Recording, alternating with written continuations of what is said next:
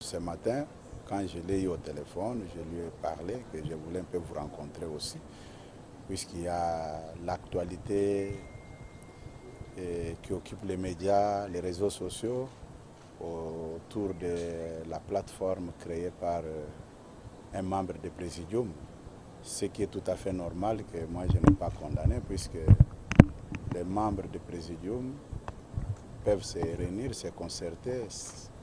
Je suis d'accord avec ça, mais qu'on ne puisse pas en faire un problème pour nous diviser. Et je voulais parler avec tout un chacun et connaître sa position. C'est ce que je viens aussi de faire avec le Premier ministre. Nous avons échangé autour de cette question.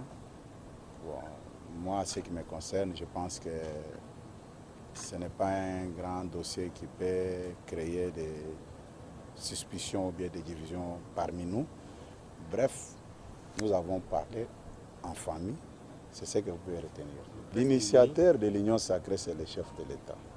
Nous travaillons parce que le chef de l'État veut que nous soyons là. L'Union sacrée n'est pas une initiative de quelqu'un, ce n'est pas une initiative d'un membre du Présidium.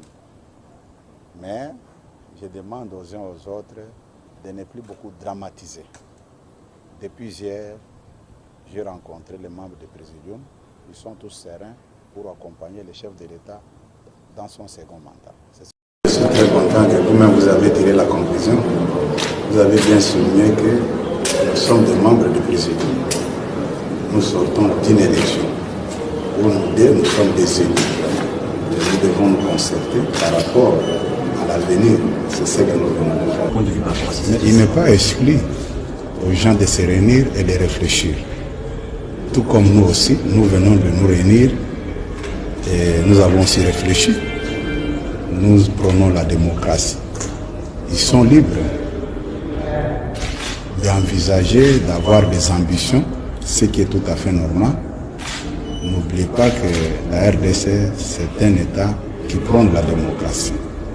Et nous ne pouvons pas empêcher les membres de l'Union sacrée de se réunir. Le danger peut intervenir seulement quand les gens se réunissent pour comploter contre l'Union sacrée. Or, dans les réflexions, je ne vois pas ce qui peut m'inquiéter. Nous sommes des responsables politiques aussi. Nous venons de nous concerter pour voir ce que nous pouvons faire aussi pour le bon fonctionnement et la réussite du deuxième mandat du chef de l'État. Ça ne fait pas des autres comme ça? Si tout le monde veut se réunir et dans nos sacrés prières. Non, si vous avez des préoccupations, référez-vous aux gens qui se sont réunis et posez des questions, puisque moi je ne suis pas leur porte-parole. Je suis membre du Présidium, j'ai vu un membre du Présidium ici, il n'est pas le seul à être rencontré.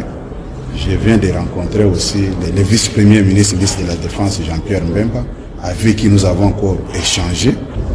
Oui, comme je l'ai dit tout à l'heure là, quand j'étais avec le président du Sénat, nous sommes les membres du Présidium de l'Union sacrée et nous venons d'une élection où nous sommes élus comme députés niveau national.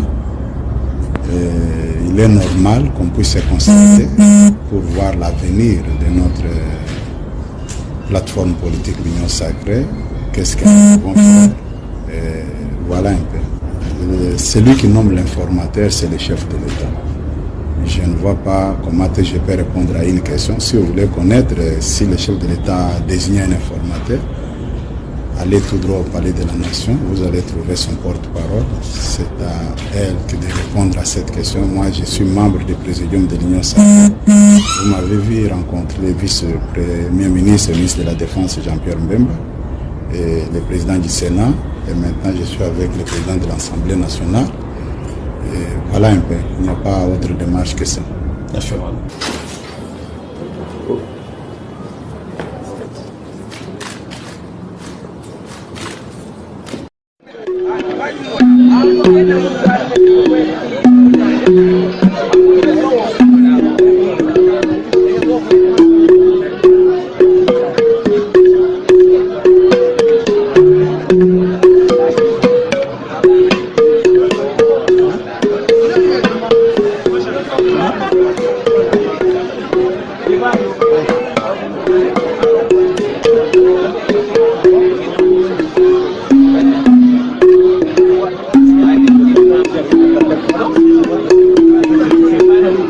C'est la masse. C'est la masse.